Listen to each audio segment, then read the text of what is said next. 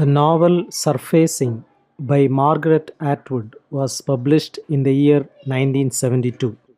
Surfacing opens with the unnamed narrator exclaiming, "I can't believe I am on this road again." She is traveling with married friends, David and Anna, and her lover Joe to a remote island on a lake in northern Quebec, where she spent much of her childhood, to search for her missing father.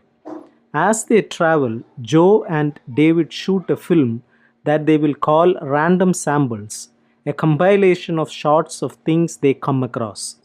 The narrator admits that she doesn't actually want to see her father, she just wants to make sure he is safe. She explains that she has had a strained relationship with him since her parents never forgave her for her nasty marriage, her subsequent divorce, and her abandonment of her child. Anna confesses to the narrator that her marriage to David is troubled, which prompts the narrator to question her own relationship with Joe. She notes that she has never told Anna or Joe about her baby. Suddenly, she becomes furious with her father for vanishing. One day, while looking through the cabin where she lived with her family, she comes across some unintelligible drawings her father made and concludes this is the forgotten possibility. He might have gone insane. Later, David catches a fish, and when it is killed, the narrator notes, "I feel a little sick.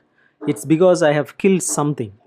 Without consulting the women, David and Joe decide to stay on the island for another week. The narrator becomes confused about what she remembers of the past. She admits her brother did not really drown. Her mother saved him at the last minute. When Joe tells her we should get married, she notes, "I wanted to laugh." She tells him, "I have been married before and it did not work out." Disregarding what she said about the baby, Joe responds, "It would be different with us." When she will not agree, Joe turns angrily away from her. She thinks back to the day she and the father of her child got married, but the memory is distorted by the truth. She had never married, and on that day she had an abortion. Later, she looks through a family scrapbook, explaining, "I searched through it carefully, looking for something I could recognize as myself where I had come from or gone wrong." She finds her scrapbook filled with pictures of housewives and models, what she had wanted to be when she grew up. She also finds a picture of rabbits and thinks perhaps it was a vision of heaven. That night, Anna admits that David has been frequently unfaithful to her and concludes that he behaves this way to prove she can't stop him. The next day, the narrator finds letters that show her father had not lost his reason, that the disturbing drawings he had made were copies, not originals, of primitive paintings he found on the island.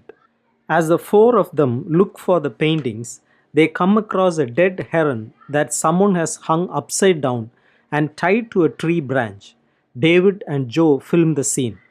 That night, Joe tells her, "I give up, you win. We'll forget everything I said and do it like you want, back to the way it was before." But she feels that it is too late to reconcile and tells him no. She feels as if she has already moved out. Joe seems as if he is going to hit her, but he turns away. On their sixth day on the island, David browbeats Anna into taking her clothes off for the camera.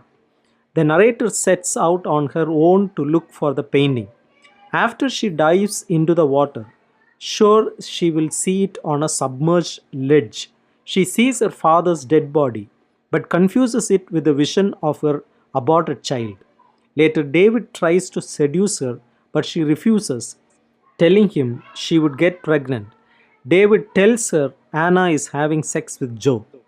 When David tells her they have found her father's body in the lake, she thinks he and Anna are making it up to get back at her for the sexual incident with David. She finds what she considers to be her mother's gift to her, a picture the narrator had drawn of both her mother and of herself as a baby inside her mother's womb. She decides that the pictures she finds are her guides. That night, she and Joe make love out of doors, and she hopes he will impregnate her. She decides she will stay on the island alone and so escapes in a canoe when the others come to tell her it is time to leave. After the others leave, she goes back to the cabin and thinks she sees her mother feeding the birds. However, the vision quickly disappears. After she enters the cabin, she smashes everything she can and tears her clothes and linens, determined to live outside of civilization. The next day, she sees a vision of her father, but when she gains a closer look, she concludes he was not her father. She begins to understand that she is losing touch with reality and acknowledges that is the real danger now, the hospital or the zoo, where we are put when we no longer cope. Yet she determines that she will never be a victim again. Thinking of the welfare of her unborn child, she dresses and decides to re enter her own time. Soon, Joe and Paul come to the island looking for her. She watches from a distance as Joe calls for her and acknowledges that he won't wait much longer.